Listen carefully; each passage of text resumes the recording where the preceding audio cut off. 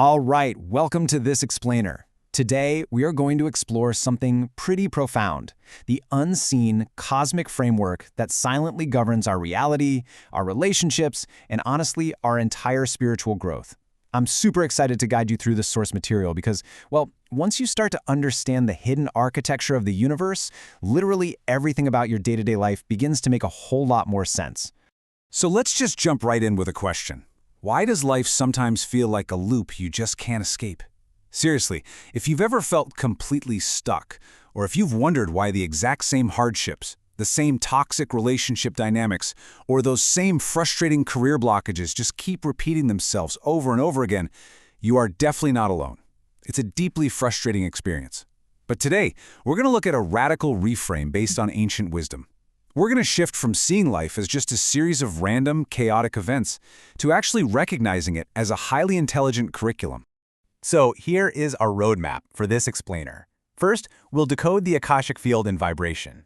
Then, rethink karma, explore the architecture of divine timing and soul contracts, and finally, tie it all together with spiritual evolution and free will. Okay, to really understand this framework, we first have to understand the actual medium where all this happens, and that is the Akashic field. Systems theorist Ervin Laszlo calls it the A field. And instead of picturing some dusty physical library floating up in the clouds, it's better to think of it as a living cosmic Wi-Fi network. It's a subtle field of energy that records the complete vibrational history of every single soul, every thought, and every action. It is quite literally the invisible substance underlying all of existence. That brings us right to Section 1, the Akashic field and vibration, the universal medium of existence. And the A field operates on one very specific, totally undeniable principle. That undeniable principle is simply this: everything vibrates. And this isn't just some poetic metaphor or a New Age opinion. It's actually a scientific fact rooted in quantum physics, and amazingly, it was echoed thousands of years ago in ancient Hermetic philosophy. When you get down to the subatomic level, every single particle of matter in the known universe is in a constant state of motion. Literally nothing is at rest. So following that logic, your thoughts vibrate, your emotions vibrate, and your physical body vibrates. Just take a second and notice the physical difference between these states. High frequencies, things like gratitude, love, and compassion, they literally make your energy feel expansive. While low frequencies, like fear, shame, or resentment, they make you contract, right? Well, the Akashic field operates through what's called sympathetic resonance. It acts like a giant cosmic ocean. Every thought or unresolved wound you hold onto is basically like a stone dropped into that pond, sending out ripples. The universe doesn't judge you for it. It simply mirrors that exact frequency right back to you in the form of your experiences and the people you meet. It's just responding to your broadcast. All right, moving on to Section 2. Let's see how this builds into one of the most widely misunderstood cosmic laws out there, karma. We really need to rethink this one, moving away from viewing it as some kind of scoreboard and seeing it instead as simple cause and effect. Pop culture has totally warped karma into this weird cosmic revenge fantasy, hasn't it? Like the idea that if someone cuts you off in traffic, the universe is going to come along and flatten their tires. But the original Sanskrit word simply translates to one thing: action. Nothing more, nothing less. And by defining it literally, we can finally strip away all those heavy moral judgments and that lingering anxiety we usually attach to the concept. See, the biggest myth we hold on to is that karma is a cosmic scoreboard run by some invisible judge keeping track of all your sins. But the reality, especially when viewed through a practical Zen lens, is that karma is simply the natural momentum of your own patterns. Let's say your pattern is to snap at people when you're stressed. Well, you create friction, and that friction creates distance in your relationships. That is not the universe punishing you. That's just the predictable, mathematical momentum of a behavioral pattern shaping your reality. The Vedic tradition actually breaks this down beautifully into 3 distinct layers. First up is sanchita, which is basically the vast, accumulated momentum of all past actions stored in the Akashic field. Then there's prarabdha, which is the specific portion of that karma that is ripe, meaning it's ready to be worked through in your current lifetime. And finally, there's agami. This is the brand new karma you are generating right now, in this very second, through your present free will. It is exactly where your past momentum collides with your present choice. I absolutely love this perspective from the sources. Karma is not a life sentence. It is an open loop seeking closure. The universe is definitely not trying to trap you in some endless cycle of misery. Rather, it's persistently presenting you with the same lessons until genuine wisdom and consciousness are finally gained. The very moment you truly understand a pattern and consciously choose to act differently, you close that karmic loop. Boom, done. Which leads us perfectly into Section 3, the architecture of divine timing. Look, in our modern age of same-day delivery and constant instant gratification, waiting can feel like sheer punishment, but divine timing operates on a completely different logic. The ancient Greeks actually had two totally different words for time, which I find fascinating. Chronos is the sequential, ticking clock time that we are all so obsessed with, but kairos is the qualitative, sacred time of perfect ripeness. Divine timing operates entirely in kairos. Think of it like a seed planted in the dead of winter. From the surface, it looks like absolutely nothing is happening. But beneath the soil, massive, crucial preparation is occurring. You can't force that seed to sprout on Chronos time without destroying it, right? It has to wait for Kairos, the perfect convergence of conditions.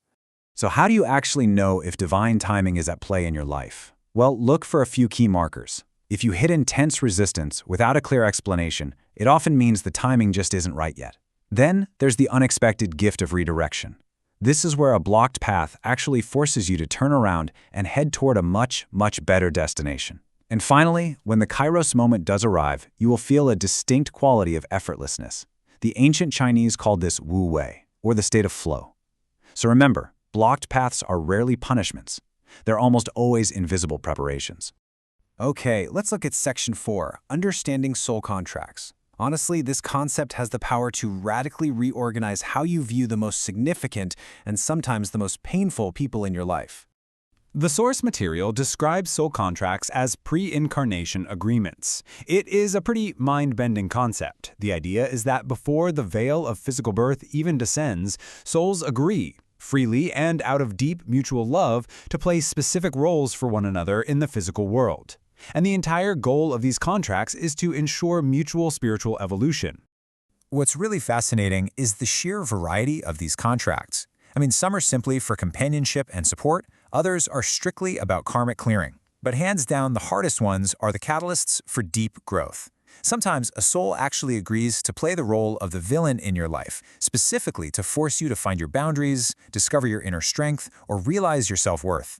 Now, to be clear, understanding this does not excuse toxic behavior, not at all, but it does fundamentally reframe the pain, because when you finally learn the lesson, you complete the contract. And being able to release that person with gratitude, that is a massive evolutionary leap.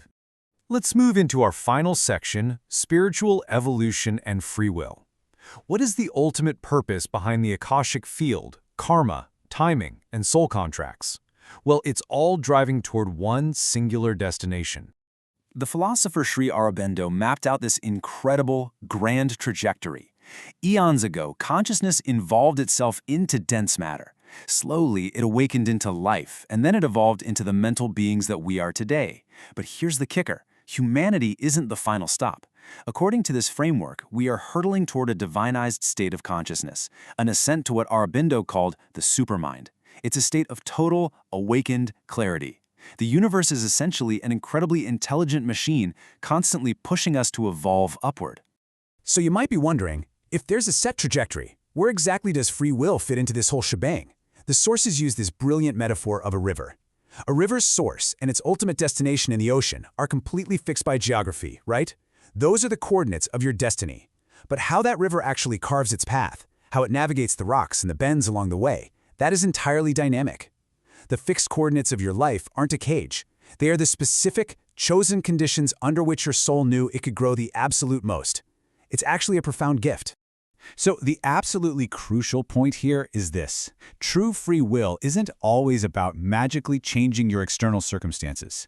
It is your moment-to-moment choice of what vibrational frequency you are going to inhabit when you are faced with those destined experiences.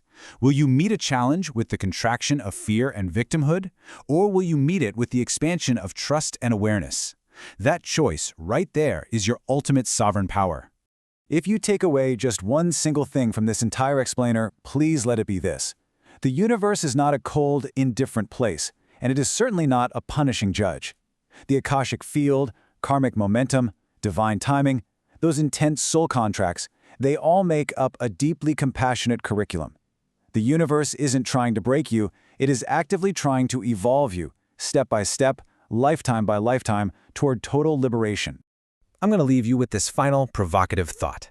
Knowing that the Akashic Field records every single vibration, and that your present choices literally generate the karma of your future, what cause are you setting in motion right now? What frequency are you choosing to broadcast to the cosmos today? Think about it. Thank you so much for exploring this incredible cosmic framework with me. Keep asking questions, keep evolving, and I'll catch you in the next explainer.